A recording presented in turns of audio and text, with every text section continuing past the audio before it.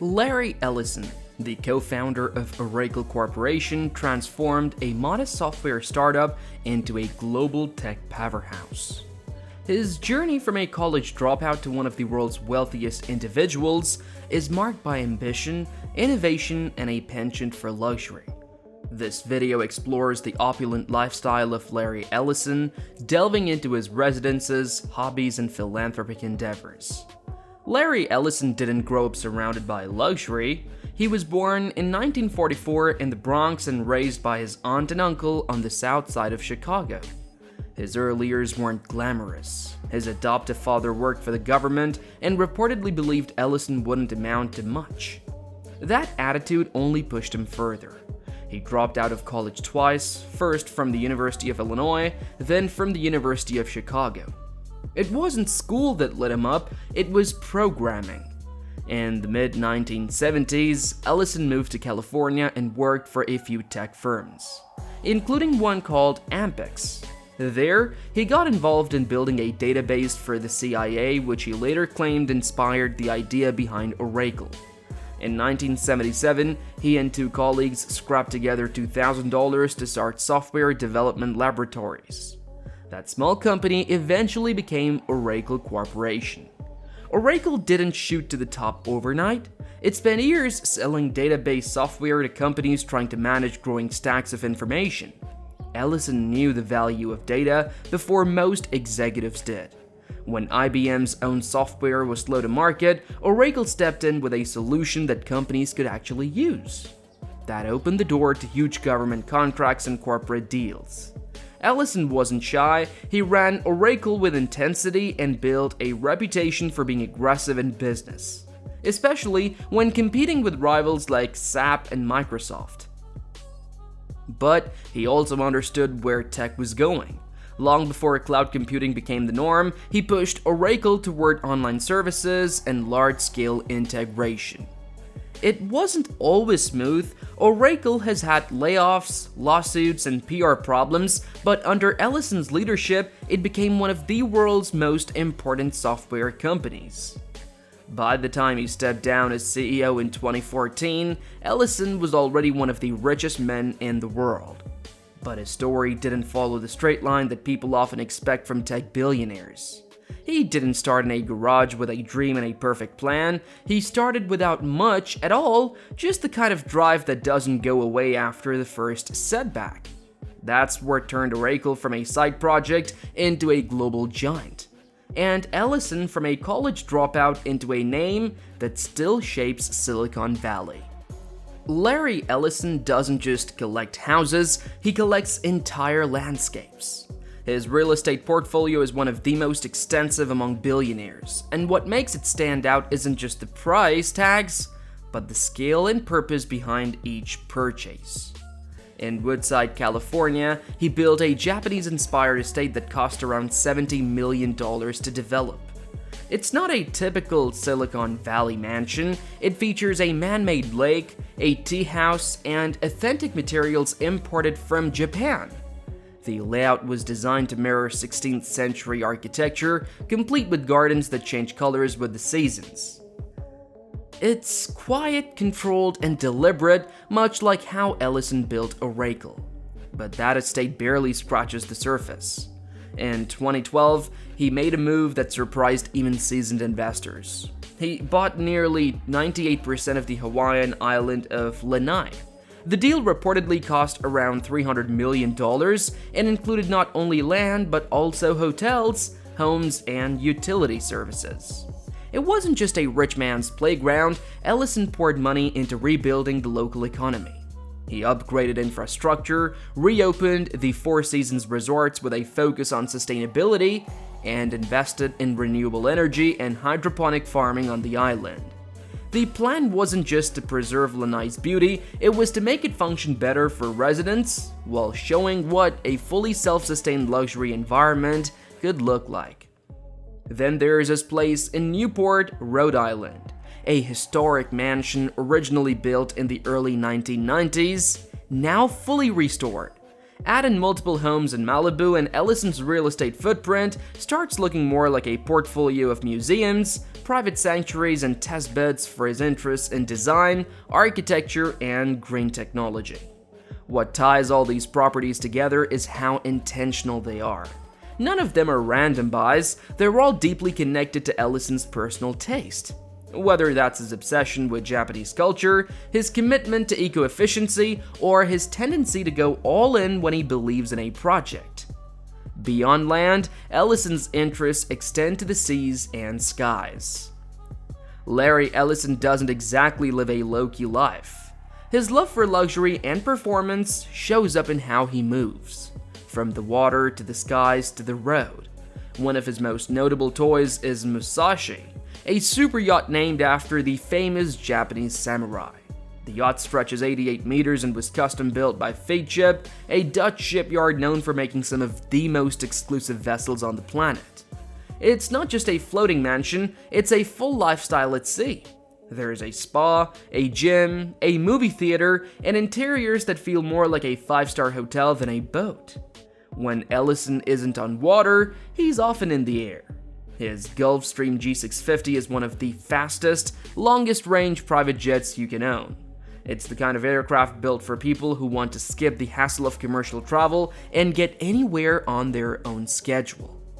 And for someone who splits time between places like Hawaii, California, and Japan, that flexibility is more than just a luxury. It's a necessity. Then there's the garage.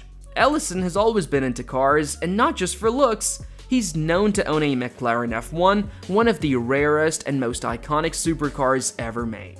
Only 106 were built, and each one is a collector's item. He's also had other high-performance machines from brands like Audi and Lexus, and in fact, he once bought a large stake in the IndyCar series and the entire Indian Wells tennis garden. Not just for show, but because those environments reflect the kind of speed and precision he respects. His taste isn't loud in the celebrity sense. You won't see him showing off in social media, but everything he owns, whether it flies, floats, or races, says something about how he values design, performance, and the ability to go wherever he wants, whenever he wants. For Ellison, luxury isn't about being seen. It's about freedom, control, and a love for machines to do exactly what they're built to do. Larry Ellison doesn't talk much about giving, but he does it. Through the Larry Ellison Foundation, he's quietly directed hundreds of millions of dollars into causes that reflect what he's always cared about: science, health, and long-term problem solving. One of the most talked about examples came in 2016 when he donated $200 million to the University of Southern California to help establish the Lawrence J. Ellison Institute for Transformative Medicine. The focus is cancer research, and building itself looks more like a tech campus than a hospital. It was designed to bring researchers, engineers, and doctors together under one roof. Not just to treat cancer, but to rethink how it's approached entirely. His interest in medical research isn't new. Years before that USC gift, Ellison funded several programs focused on aging, regenerative medicine, and biology. The foundation has made grants to institutions like the Global Brain Health Institute and the Buck Institute for Research on Aging. For Ellison, it's not just about treating symptoms, it's about figuring out the source of things that shorten life and drain health over time. His environmental efforts have also grown in recent years, especially after his acquisition of Lanai. He's invested in sustainable farming, solar energy, and water conservation on the island. Ellison's team has worked to make Lanai a model for self-sufficient living, combining his business mind with his interest in ecological stability. It's not about glossy press releases, it's about building systems that work without wasting resources. Ellison hasn't signed the Giving Pledge, but that hasn't stopped him from giving in his own way. When disasters have hit, like the California wildfires, he's helped fund recovery efforts. And while he rarely does interviews about his philanthropy, his actions point toward a long-term plan that fits how he sees the world. Big picture, calculated, and built to last. His name might not be attached to as many campaigns as Bill Gates or Warren Buffett, but Ellison's contributions are quietly shaping research and development in fields most people don't think about until they need them. That kind of impact doesn't need much explaining, it just needs to follow through. Ellison's influence also extends into the world of sports. Larry Ellison doesn't just enjoy sports, he uses them to test limits, especially his own. Sailing in particular became the arena where he took his business mindset and applied it to something both physically demanding and technologically complex. When he founded Oracle Team USA, he wasn't content with simply putting his name on the sail, he got involved in the strategy, the staffing, the engineering. Everything that made the difference between finishing the race and winning it. Oracle Team USA first won the America's Cup in 2010, beating the Swiss team Alinghi.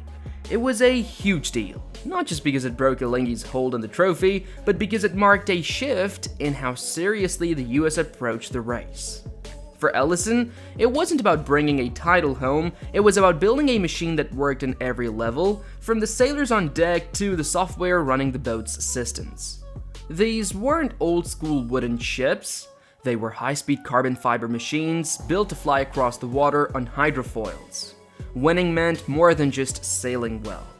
It meant innovating faster than the competition. But it was the 2013 America's Cup that truly cemented Ellison's place in sports history. Oracle Team USA trailed Emirates Team New Zealand 8-1 in a best-of-17 matches.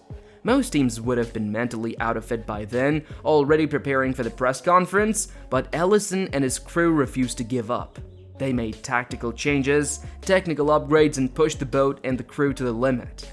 They did the unthinkable. Won 8 straight races and kept the cup, and it was one of the most dramatic comebacks in sports, and it showed exactly how Ellison operates. When the pressure's highest, that's when he kicks in harder. Outside of sailing, Ellison's interest in sports is just as serious. He bought the Indian Wells Tennis Garden in 2009 and turned it into one of the best facilities in the game. He didn't just invest in the property, he upgraded everything. Players got better locker rooms. Fans got better seating in the event. The BNP Paribas Open became a standout on the tennis calendar. It's now sometimes referred to as the 5th slam because of how professionally it runs. That didn't happen by accident. Ellison poured time and money into making sure the experience matched the quality of the sport itself. There is also his involvement in other ventures like the now defunct Oracle Racing Series and previous investments in Formula One tech. Even when it's not a headline-grabbing sport, if it involves precision, speed, and strategy, chances are Ellison's either looked into it or backed someone who has. What ties it all together isn't just the winning, though he likes that too, it's the process. Ellison seems drawn to the challenge of building systems that work under pressure. That's what made Oracle successful, and it's what drives his sports interests. He doesn't look at sailing or tennis as hobbies, he looks at them the same way he looks at software. What's the edge? Where's the inefficiency? What's slowing us down? Unlike some billionaires who simply buy teams and sit in the luxury box, Ellison gets involved. He doesn't need to prove anything, he already has, but that doesn't stop him from competing like it's still day one. Winning for him isn't about ego, it's about pushing limits and proving that the right team with the right tools can do almost anything. Even when 8 races in a row, when nobody thinks it's possible. That's how Ellison approaches everything, whether it's building a global tech company or defending the oldest trophy in sport. Larry Ellison doesn't really fit into the same frame as most of the tech billionaires he's often grouped with. He's not a household name in the way Elon Musk or Jeff Bezos are, and he doesn't flood timelines with tweets or try to turn every appearance into headline. But when you look at how he lives, spends, and operates, it's clear he's carved out his own lane, one that is more to do with taste, control, and storytelling than with constant disruption or attention. Take his real estate, for example. While Bezos has spent money on a massive compound in Washington, D.C., and Musk has gone the opposite route, selling most of his homes and claiming he lives modestly, Ellison went all in on physical spaces that tell a story. His Japanese-inspired estate in Woodside feels like a Silicon Valley trophy, and more like something you'd find in Kyoto built with intention, not flash. And then there's Lanai, nearly the entire Hawaiian island, reimagined not as a billionaire's hideaway but as a functioning community with eco-resorts and local agriculture. That doesn't happen by accident. It happens when someone is willing to think about what a place should be, not just what it's worth. His business philosophy shows that same line of thinking. While Musk is often tied to product-driven hype and Bezos to brutal efficiency, Ellison always centered Oracle around systems people couldn't ignore. Databases aren't exciting to the average person, but they're essential. Ellison knew that early and bet on it. That focus on long-term usefulness over flash or rapid consumer cycles helped Oracle grow into a multi-billion-dollar company with staying power even as tech trends came and went. Ellison's lifestyle reflects the same kind of calculated confidence. He owns a yacht, the 288-foot Musashi, named after a legendary samurai. It's sleek, minimalist, and understated compared to other billionaire toys. While other yachts are known for loud parties or media attention, Musashi is more about personal escape. He's been seen sailing it quietly through the Mediterranean or docked off secluded islands, rarely making noise about it. In contrast, someone like Richard Branson takes a more extroverted approach. Branson's Necker Island is regularly shared on social media, full of guest appearances and press access. Musk and Bezos have raced into space and made sure the world knew it. Ellison, who's invested heavily in wellness and science, hasn't tried to sell his version of space tourism or build a public persona around it. He simply funds what matters to him, like anti-aging research or alternative energy on Lanai, and lets the results speak. Even in personality, Ellison's more guarded. He's not seeking mass admiration or controversy. He's been known to challenge competitors hard in business, but in personal life, he leans more toward privacy. You'll find fewer public interviews, fewer sound bites, and more carefully curated appearances, and yet, he's one of the longest reigning titans in tech. He didn't need viral moments to get there, and that's what separates Ellison from his peers.